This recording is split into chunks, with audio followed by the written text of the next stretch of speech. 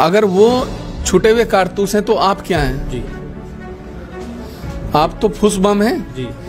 बेशर्मों की तरह नहीं हो कि जहां देखी तवा परात वहीं गुजारी सारी। मुझे निर्दलीय विधायक जिताया, अगर ये तय करेंगे कि मुझे सांसद लड़ाना है तो मेरे आदमी को साबित कर दीजिए। कमीशन लेता है, मैं अपने आदमी को जेल भिजवा दूंगा। नमस्कार दोस्तों, इस वक्त मैं मौजूद हूँ खानपुर विधायक वरिष्ठ पत्रकार उमेश शर्मा जी के कार्यालय पर, जिसका नाम रखा गया है जनता गैराज। आपको बता दूं कि आपने एक मूवी देखी होगी, साउथ की मूवी है, जिसका नाम भी जनता गैराज था और उनका काम था गरीबों की मदद करना। अब यहाँ पर भी वही काम होगा। जो टीम उमेश कुमार है, शर्मा है, वो भी यहाँ पर गरीबों की मदद के लिए यहाँ पर जनता गैराज बनाया गया है। अंदर विधायक जी मौजूद हैं, हम उनसे बात करेंगे आखिरकार जनता गैराज ही क्यों नाम रखा, क्योंकि सबसे यूनिक नाम यही है। इससे पहले कभी ऐसी किसी ने पहल नहीं की है। और यहाँ पर उमेश शर्मा जी सभी की देखिए आप फरियाद सुन रहे हैं, यहाँ फरियादी आए हुए हैं। आप देख सकते हैं कितने लोग यहाँ पर मौजूद हैं और विधायक जी उनकी फरियादें सुन रहे हैं, उनकी जो परेशानी दिक्कत उन्हें आ रही है वो भी सुन रहे हैं। उनसे बात करने की कोशिश करूंगा और पूछूंगा कि जनता गैराज जो आज यहाँ पर खोला गया है उमेश शर्मा जी द्वारा, जो खानपुर के विधायक हैं, उनसे पूछेंगे कि जनता गैराज क्या कहेंगे जनता गैराज के बारे में। आज आपने सबसे यूनिक नाम दिया है जनता गैराज, क्योंकि साउथ की मूवी भी एक जनता गैराज है, वो गरीबों के लिए मदद करती थी, उसकी टीम गरीबों के लिए मदद करती थी। आप क्या करेंगे? भाई देखिए, मेरा ये कहना है कोई ना कोई कहीं ना कहीं से इंस्पायर्ड होता है। हो सकता मैं आपसे प्रेरणा लेता हूँ, हो सकता ये मुझसे प्रेरणा लेते हूँ। अगर जीवन में कोई अच्छी चीज़ कहीं से आपको प्रेरणा मिलती है तो लेनी चाहिए। अगर मुझे कहीं से प्रेरणा मिली है कि जनता गैराज होना चाहिए, जनता के लिए होना चाहिए, जनता के काम होने चाहिए, और ऐसा नहीं है जो अधिकारी निचले वर्ग के अधिकारी हैं अपने उच्च अधिकारियों से दुखी हैं, हम तो उनकी भी मदद करने को तैयार हैं। कोई वाहन आप जब खरीदते हैं तो उसकी मेंटेनेंस की ज़रूरत होती है, ऐसे ही आपका सिस्टम भी है। इस सिस्टम की समय समय पर मेंटेनेंस होती रहे तो मुझे लगता है लोगों को समस्याएं का सामना कम से कम करना पड़ता है। ठीक है, लेकिन आपके सामने जो पूर्व विधायक रहे हैं वो आप पर लगातार हमला कर रहे हैं। आपने जनता गैराज नाम तो दे दिया है, आपकी टीम जनता के लिए काम भी कर रही है, लेकिन वो आज भी आप पर हमलावर है और कहते हैं, बहुत से आरोप लगाते हैं। उसको लेकर क्या कहेंगे? जो व्यक्ति मुझ निर्दलीय से 8,000 वोटों से हार गया हो, निर्दलीय व्यक्ति का एक वोट 10 वोट के बराबर होता है जी। मैं किसी पार्टी संगठन का गुलाम नहीं हूं या तलवे चाट के विधायक नहीं बना हूं। इस जनता ने मुझे विधायक बनाया, इसलिए जो लोग इस तरीके की भाषा का इस्तेमाल करते हैं उनको पहले अपने गिरबान में झांकना चाहिए कि जनता ने उनको औंधे मुंह जमीन पर गिराया है।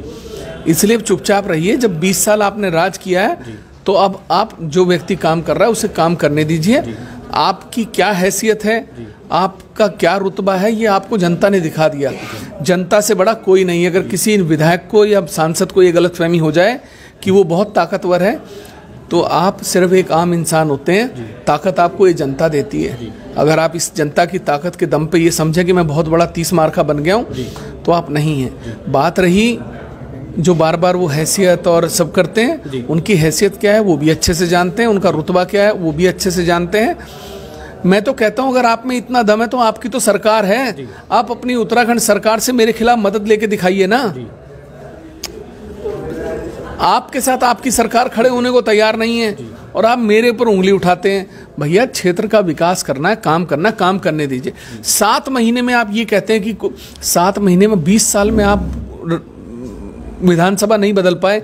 मुझसे 7 महीने में मैंने जितने काम कर दिए उतने कामों की गिनती भी नहीं गिरा सकते आप मुझे। हाल ही में महाराष्ट्र के राज्यपाल भगत सिंह कोश्यारी पूर्व मुख्यमंत्री भी रहे हैं, वो आपके घर पे आए थे, आपको आशीर्वाद दिया था, बातें भी हो रही थी। तो सिलसिला ऐसा, मतलब ये कयास लगाए जा रहे हैं कि भाई आप भी भाजपा की तरफ जा रहे हैं, झुकाव हो रहा है, उसको लेकर क्या कहेंगे या आपके निजी संबंध है?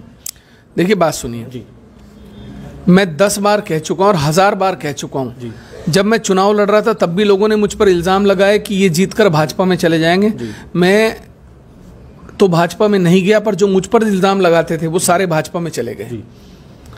आप उठाकर देख लीजिए इतिहास, जितने लोगों ने मुझ पर इल्ज़ाम लगाए वो सारे खुद भाजपा में चले गए। भैया आप जाइए, आपका विवेक है।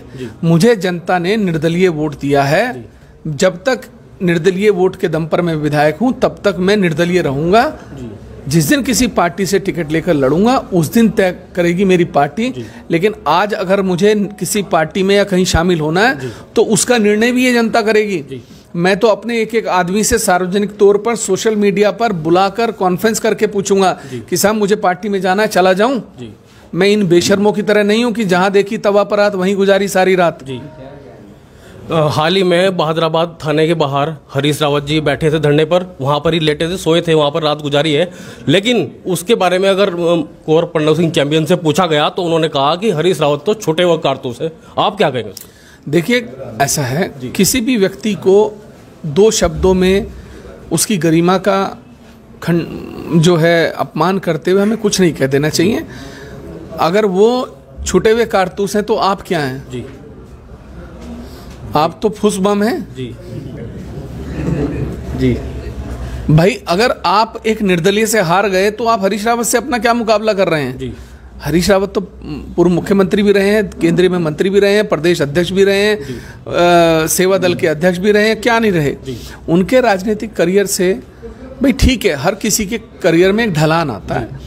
हो सकता है कि जनता ने उनको नकार दिया हो, लेकिन इसका मतलब ये नहीं है कि मैं हरीश रावत जी को छुटा हुआ कारतूस और बंदूक और ये फूस बम बताने लगूं। ठीक है भाई, मैंने भी विश्लेषण किया, मैंने भी सोशल मीडिया के माध्यम से बताया कि हरीश रावत जी की वर्तमान में राजनीतिक स्थिति आप समझिए। एक पूर्व मुख्यमंत्री, जिस जिले से वो सांसद रहे हो वहां से वो एक थाने के बाहर धरने पर बैठते हैं और 200 लोग भी इकट्ठा नहीं होते। अगर क्षेत्रीय विधायक, पूर्व मुख्यमंत्री और सांसद किसी थाने के बाहर बैठ जाए तो मुझे लगता है हुजूम इतना बड़ा हो जाना चाहिए कि सरकार को अपना पीछा छुड़ाना भारी हो जाए। तो राजनीतिक, और आप कहते हैं जिला पंचायत चुनाव में अत्याचार हुआ, भ्रष्टाचार हुआ, आप उस समय क्यों नहीं आए? आप अगले दिन आके बोलते। हमने भी बोला, हमने कहा साहब लोकतंत्र की हत्या हुई है, सार्वजनिक बोला। मैंने कहा अपनी आंखों से लोकतंत्र की हत्या देख रहा हूं। आपको जब आपकी बेटी पर विपदा आई तब आप खुल के आए, आना भी चाहिए, बेटी के सम्मान में उसकी लड़ाई में आपको आना चाहिए, पर उसको राजनीतिक रंग देकर ये नहीं कहना चाहिए कि मैं क्षेत्र के लोगों के लिए आया हूं। पंचायत चुनाव में क्या लोगों के साथ हुआ है ये आप अच्छे से जानते हैं, मुझे बताने की जरूरत नहीं है। आज भैया दूज का पावन त्यौहार भी है, उसको लेकर क्या कहेंगे जनता को? देखिए, सभी भाइयों को, सभी बहनों को जो है वो इस त्यौहार की हार्दिक शुभकामनाएं, और सभी भाई जो हैं उनसे मेरा करबद्ध निवेदन है कि अपनी बहनों का सम्मान करें, दूसरे की बहनों का भी सम्मान करें। जो बात आप अपनी बहनों के लिए नहीं सुन सकते वो आपको दूसरे की बहनों के लिए भी नहीं कहनी चाहिए। 9 नवंबर को क्या कार्यक्रम करने वाला है कुछ आप? 9 नवंबर को मैं भ्रष्टाचार और अत्याचार के खिलाफ जो है एक रैली निकाल रहा हूँ, और रैली जो है वो नारसन से 11 बजे शुरू होगी और पीठ बाजार लंढोरा में वो रैली का समापन होगा एक जनसभा के साथ।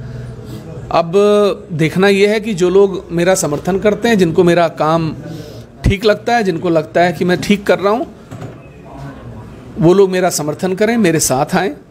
देखिए, मैंने भ्रष्टाचार अपनी विधानसभा में शून्य कर दिया। आज कोई कह नहीं सकता कि विधायक को 1 रुपये का कमीशन जाता है या विधायक के किसी व्यक्ति को कमीशन जाता है। आप मेरे आदमी को साबित कर दीजिए कमीशन लेता है, मैं अपने आदमी को जेल भिजवा दूंगा।